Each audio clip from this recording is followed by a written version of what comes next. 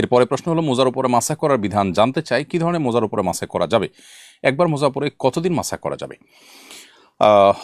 এর উত্তর হলো যে মোজার উপরে মাসা করার এই বিধানটি আহলে সুন্নাত জামাতের একটি আলামত। যারা জান্নাতের পথযাত্রী এবং নবী সাল্লাল্লাহু আলাইহি ওয়াসাল্লামের ভাষায় যারা হকপন্থী এবং নবী সাল্লাল্লাহু আলাইহি ওয়াসাল্লামের ভাষায় যারা সাহায্যপ্রাপ্ত দল এবং যারা ফিরকায়ে নাজিয়াহ বা আখিরাতে মুক্তি পাবে, সেই মানুষগুলোর বৈশিষ্ট্য হলো তারা আহলুস সুন্নাহ ওয়াল জামাআহ, সুন্নাতে রাসূলের অনুসারী এবং সাহাবায়ে কেরামের জামাতের অনুসারী। তাদের একটা বৈশিষ্ট্য হলো তারা মুজার উপরে মাসা করাকে জায়েজ মনে করে।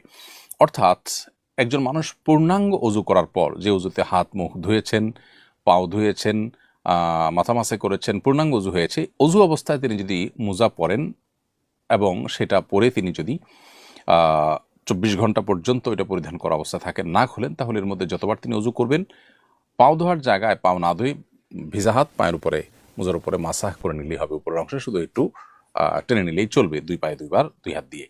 তো এইভাবে যদি আমরা মাসা করি তাহলে ইনশাআল্লাহ মোজার উপরে মাসাহ করা হয়ে যাবে। কিন্তু এই মোজাটি ফুকাহে হানাফির মতে চামড়া মোজা হতে হবে, অথবা কাপড়ের মোজা হলে এমন কাপড়ের মোজা হতে পারে যেটা চামড়া মোজার মতোই পারপাস সার্ভ করে, যেটা পরে 3 মাইল পর্যন্ত হাঁটা যায়, বহুদূর পর্যন্ত হাঁটা যায়, অথবা এবং সেই সাথে মোজার উপরে যেরকম চামড়া মোজার উপরে পানি দিলে যেরকম পায়ে লাগে না, এই মোজার উপরে পানি দিলে এটা পায়ে লাগবে না। আজকাল যে সমস্ত আপনার সুতার মোজা পাওয়া যায় বা কাপড়ের মোজা পাওয়া যায়, সে সমস্ত মোজাগুলো আসলে এই পারপাস সার্ভ করে না। এই জন্য ফুকাহে হানাফির মতে এই মোজার উপর মাসা করা চলবে না। যদি এ সম্পর্কে সৌদি আরব উলামা ইকরাম বা হাম্বলী মাযহাবের উলামা ইকরাম তাদের মত ভিন্ন, তারা মনে করেন যে এই মোজাগুলোর উপরে মাসা করা চলবে। আর মাসাটা আমরা যখন নিজ ঠিকানায় থাকবো তখন 24 ঘন্টা পর্যন্ত আমরা মাসা করতে পারবো, আর যদি সফরে থাকি তাহলে 3 দিন 3 রাত পর্যন্ত মাসা করা যাবে। এবং এটা শীত গরম সব মৌসুমে করা যাবে এবং মাসা করার কারণে কোনো সওয়াবের কমতি হবে না।